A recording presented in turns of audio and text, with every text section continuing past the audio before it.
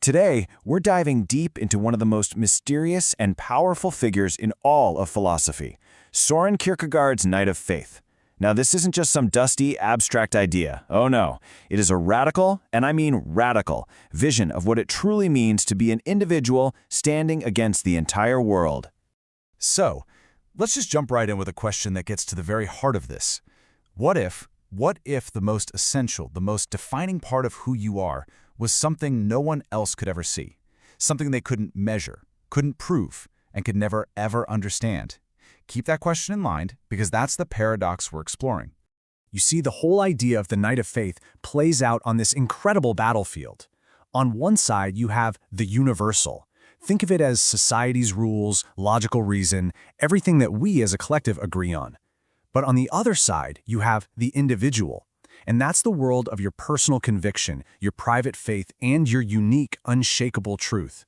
To really get who the Knight of Faith is, we first have to understand the world they're rebelling against. And this isn't just about bending the rules a little bit. We're talking about shattering them, completely. Back in the 19th century, the big idea was something called the ethical or the universal. Basically, it was this belief in a rigid, logical system of shared morality, a kind of public rule book that was supposed to apply to absolutely everyone, no exceptions. Everything was designed to be clear, rational, and collective. And right here, this is where Kierkegaard drops a philosophical bomb. The Knight of Faith does something called a teleological suspension of the ethical. It sounds complicated, I know, but it really just means their personal duty to a higher truth, what Kierkegaard calls the absolute, doesn't just bend the rules, it completely overrules them. For the Knight, their individual commitment is the one and only authority that matters. Now, to really appreciate how revolutionary this was, you have to know who Kierkegaard was picking a fight with. The Knight of Faith wasn't just some random idea. It was a direct shot at the philosophical heavyweight of the era, Hegel, and his all-knowing, all-explaining system of reason. So check out this contrast. On one hand, you've got Hegel, who is literally trying to create a system, this grand logical instruction manual for all of reality. He thought everything could be explained. But Kierkegaard comes back and says, no way. True faith is a deeply private venture. You can't put it in a neat little box or a textbook, precisely because it is personal and it is not rational. And this really gets to the heart of it. Kierkegaard is basically saying that pure reason, as amazing as it is, has its limits. Our logical minds are incredible tools, but there are profound parts of our lives, our connection to what he calls the absolute, that our intellect can never, ever fully capture or explain. So if you throw out pure reason as your guide, what are you left with? Well, you're left with a very strange but incredibly powerful new way of knowing. The Knight of Faith doesn't operate on what's probable or rational. They live by the logic of the absurd. This is such a mind-bending and crucial point. For Kierkegaard, faith isn't about weighing the evidence and making a smart bet. No.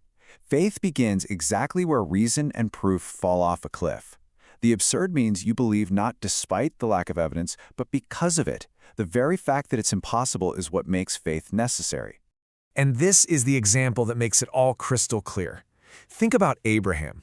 If he had some divine guarantee, some absolute proof that his son Isaac would be saved, then his willingness to act wouldn't be faith at all. It would just be a calculation, a safe bet. It's the terrifying uncertainty, the absolute logical absurdity of what he's doing that makes it a true act of faith. This brings us to that famous leap of faith, but here's the twist. It's not a one-and-done jump. It's a continuous state of being. It's something you have to do over and over again, a constant renewal of will. This ongoing leap is what connects the eternal with our everyday, moment-to-moment lives, and it allows the Knight to truly live in the present instead of constantly worrying about the future. Okay, so you have this person living in a constant state of absurd, world-breaking faith. What do they look like? How would you spot them in a crowd? Well, here's the wildest part of all. You wouldn't. They look completely, totally, 100% normal. This table just lays out the paradox so perfectly. On the outside, the Knight of Faith could be your neighbor, a tax collector, a shopkeeper. Their life looks totally mundane, even boring. But on the inside, they are living this unbelievable existence. They're in a direct, personal relationship with the absolute, constantly making that leap of faith. Their true, revolutionary self is entirely incognito, hidden in plain sight. And the implication of this is it's massive. Think about it. If the most important, most real part of a person is completely invisible to the outside world, it means that no external authority, not society, not the government, not even your closest friends, can ever truly know you or have the right to pass judgment on your core being. So what's the final takeaway? What does this strange, hidden, incognito figure really represent? Well, it's nothing less than the ultimate championing of the individual. This is the Knight of Faith's ultimate statement. By putting their private, personal relationship with the absolute above everything else, they are making a philosophical declaration of independence. They're saying the individual conscience, not the state, not the church, not the crowd, is the final and highest authority. And that makes the Knight the ultimate philosophical rebel. They reject all those external institutions that claim to have the final word on truth.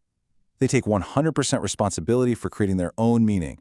They look for zero validation from the outside world because they know it's impossible to get. They stand totally alone, in absolute and unmediated freedom, paving the way for the entire existentialist movement that would come later. And all of this leaves us with a really powerful question for our own lives right now. In a world that is obsessed with data, with evidence, with proof for absolutely everything, what is the power of a belief that you simply can't explain? That's the enduring and maybe unsettling challenge the Knight of Faith leaves with us all.